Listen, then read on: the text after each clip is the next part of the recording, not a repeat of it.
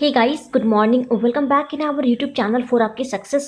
आज है 23 अगस्त। तो आज हम लोग डेली करंट अफेयर सीरीज में 23 अगस्त के इंपॉर्टेंट करंट अफेयर्स को कवर करेंगे। तो चलिए स्टार्ट करते हैं आज की वीडियो। हमारा फर्स्ट क्वेश्चन है, हाल ही में किस देश में सुनहरे खोल के साथ जन्मे एक कछुए की खोज हुई है? तो इसका राइट आंसर है ऑप्शन सी, नेपाल। ठीक है, तो आपको याद रखना है कि अभी हाल ही में जो है सुनहरे खोल के साथ जन्मे कछुए की खोज की गई है नेपाल के अंदर। अच्छा, आपको याद होगा कि भारत में जो है, भारत के उड़ीसा में एक पीले कछुए की खोज की गई थी। ठीक है, तो इस क्वेश्चन से आपको याद रखना है कि सुनहरे खोल के साथ जन्मे कछुए की खोज हुई है नेपाल के अंदर। ओके, नेक्स्ट बढ़ते हैं। क्वेश्चन नंबर 2 है, भारतीय कप्तान विराट कोहली अंतर्राष्ट्रीय क्रिकेट परिषद यानी कि आईसीसी के नवीनतम टेस्ट रैंकिंग में बल्लेबाजों की सूची में किस स्थान पर बरकरार है? तो राइट आंसर है ऑप्शन बी, दूसरे स्थान पर। ठीक है, तो आपको याद रखना है कि विराट कोहली जो है ये अंतर्राष्ट्रीय क्रिकेट परिषद के नवीनतम टेस्ट रैंकिंग में ये बल्लेबाजों की सूची में दूसरे स्थान पे हैं। तो फर्स्ट पे कौन है? तो पहले स्थान पे रहे हैं ऑस्ट्रेलिया के बल्लेबाज जिनका नाम है स्टीव स्मिथ। ठीक है, याद रहेगा, स्टीव स्मिथ जो है इस सूची में पहले स्थान पे हैं। ओके, नेक्स्ट पढ़ते हैं। क्वेश्चन नंबर 3 है, भारत और किस देश ने हाल ही में अपने रणनीतिक द्विपक्षीय संबंधों को नई मजबूती देने हेतु एक सांस्कृतिक समझौते पर हस्ताक्षर किए हैं? तो इसका राइट आंसर है ऑप्शन ए, इजरायल। ओके, इसके बारे में एक बार देख लेते हैं। देखिए, इससे जो है क्या होगा, जो अभी हाल ही में जो भारत और इजरायल ने जो अपने संबंधों को मजबूती देने के लिए सांस्कृतिक समझौते पर हस्ताक्षर किया है, तो इससे दोनों देशों के बीच जो है ये साहित्य, शिक्षा, सिनेमा आदि के क्षेत्र में सहयोग के नए दरवाजे खुलेंगे। ओके, और साथ ही इस 3 वर्षीय कार्यक्रम का मूल उद्देश्य दोनों देशों के बीच सहयोग को जो है आदान प्रदान को बढ़ावा देना है। ओके, अब बात करें यहाँ पे इजराइल की, तो इसकी कैपिटल है जेरूसलम, करेंसी यहाँ चलती है न्यू शेकल, और यहाँ के जो प्रधानमंत्री हैं उनका नाम है बेंजामिन नेतन्याहू। ओके, इसके अलावा आपको पता होगा कि अभी हाल ही में इजराइल ने यूएई के साथ जो है शांति समझौते पर हस्ताक्षर किया था। ठीक है, और साथ ही इजराइल के अंदर स्थित है एक टेल अवीव सड़क जिसका नाम बदल के अभी टैगोर स्ट्रीट कर दिया गया है। ठीक है, तो ये सारे पॉइंट्स आप इजराइल से याद रख सकते हैं। नेक्स्ट आइए, क्वेश्चन नंबर 4 है, भारतीय अक्षय ऊर्जा दिवस जो है इसे किस दिन को मनाया जाता है? तो राइट आंसर है ऑप्शन ए, 20 अगस्त को। तो आपको याद रखना है कि हमारे देश में जो है ये भारतीय अक्षय ऊर्जा दिवस जो है ये 20 अगस्त को मनाया जाता है। क्लियर, नेक्स्ट बढ़ते हैं। क्वेश्चन नंबर 5 है, किस देश ने अपने स्थानीय रूप से निर्मित बैलिस्टिक मिसाइल शहीद कासिम सोलेमानी को प्रदर्शित किया है? तो इसका राइट आंसर है ऑप्शन सी, ईरान ने। तो इसके बारे में देख लीजिए कि अभी हाल ही में जो है ईरान ने सतह से सतह पर मार करने वाली बैलिस्टिक मिसाइल का प्रदर्शन किया है। ठीक है, और इसकी रेंज जो है वो है 1400 किलोमीटर। क्या नाम है इसका, इस बैलिस्टिक मिसाइल का? तो इसका नाम है शहीद कासिम सोलेमानी। ओके, और इसके साथ ही आपको पता होगा कि ईरान ने जो है अभी हाल ही में इसने एक सैन्य उपग्रह नूर का सफलतापूर्वक इसने परीक्षण किया था। ठीक है, यानी सिर्फ सफलतापूर्वक इसे लॉन्च किया था। ठीक है, और इसके साथ ही 2018 में आई हुई एक रिपोर्ट के अनुसार सबसे ज़्यादा जो है अफीम कहाँ जब्त की गई थी? तो वो की गई थी ईरान से। और रिसेंट का एक न्यूज़ ये भी था कि ईरान ने जो है भारत को चाबहार रेल परियोजना से इसने बाहर कर दिया था। ठीक है, तो ये सारे पॉइंट्स आप ईरान से याद रख सकते हैं। नेक्स्ट आइए, क्वेश्चन नंबर 6 है, श्रम मंत्रालय के किस संगठन के लिए एक नया लोगो लॉन्च किया गया है? तो राइट आंसर है ऑप्शन सी, श्रम ब्यूरो। ओके, तो इसके बारे में एक बार डिटेल्स देख लेते हैं। देखिए, अभी हाल ही में जो है श्रम ब्यूरो के लिए श्रम मंत्रालय ने एक नया लोगो को लॉन्च किया है। ठीक है, और ये जो श्रम ब्यूरो है यह श्रम मंत्रालय के तहत एक सर्वोच्च राष्ट्रीय स्तर का संगठन है जो श्रम सांख्यिकी, अनुसंधान और प्रशिक्षण में शामिल होता है। ओके, साथ ही जो नया लोगो है यह सांख्यिकी, प्रकृति और सटीकता, साथ ही वैधता और विश्वसनीयता के अपने तीनों लक्ष्यों को प्रतिनिधित्व करता है। ठीक है, हमारे श्रम और रोजगार मंत्री कौन है? तो संतोष कुमार गंगवार जो हैं ये हमारे केंद्रीय श्रम और रोजगार मंत्री हैं। ठीक है, और इन्हीं संतोष कुमार गंगवार जी ने इस नए लोगो को लॉन्च किया है, ठीक है, श्रम ब्यूरो के लिए। आई होप आपको क्लियर होगा। नेक्स्ट बढ़ते हैं।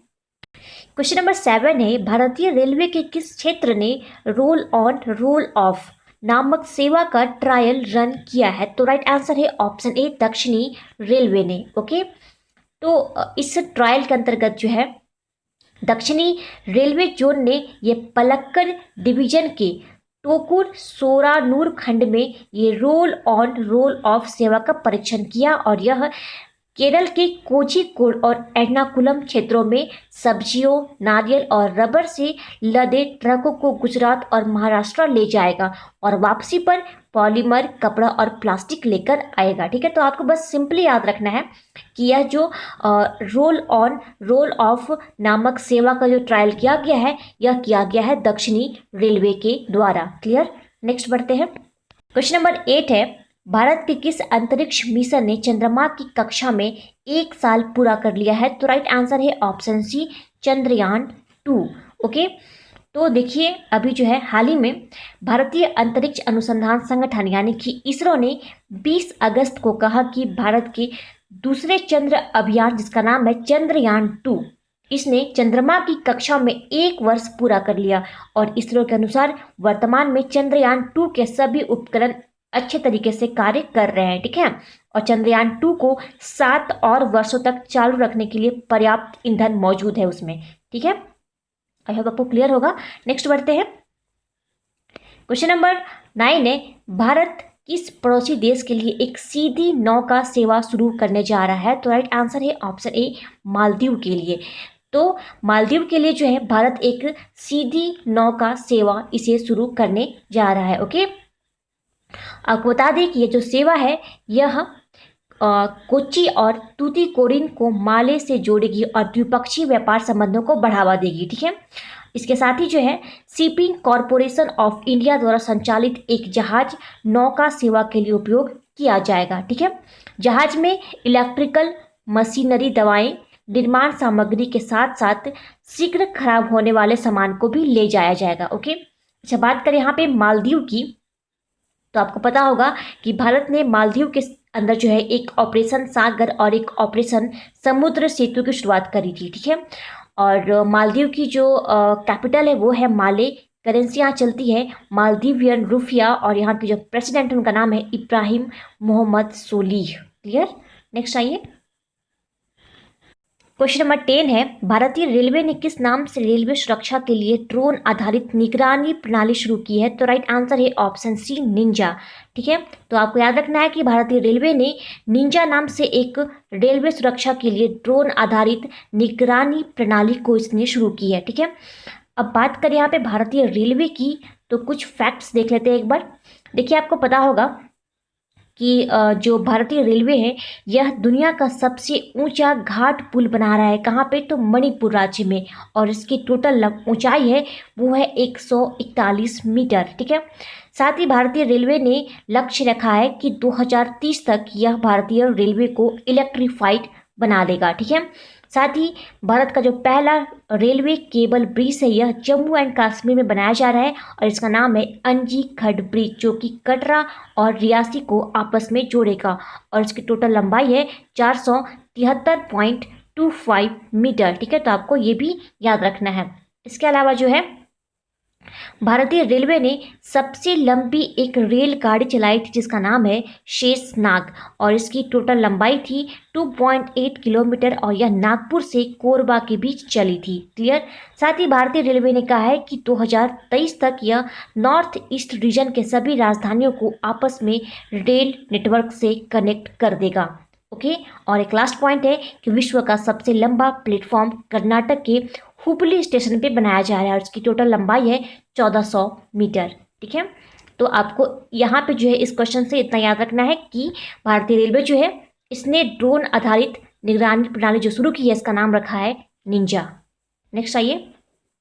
क्वेश्चन नंबर 11 है, हाल ही में विश्व वरिष्ठ नागरिक दिवस कब मनाया गया है? तो इसका राइट आंसर है ऑप्शन डी, 21 अगस्त को। तो आपको याद रखना है कि पूरे वर्ल्ड में ये विश्व वरिष्ठ नागरिक दिवस मनाया जाता है 21 अगस्त को, ठीक है।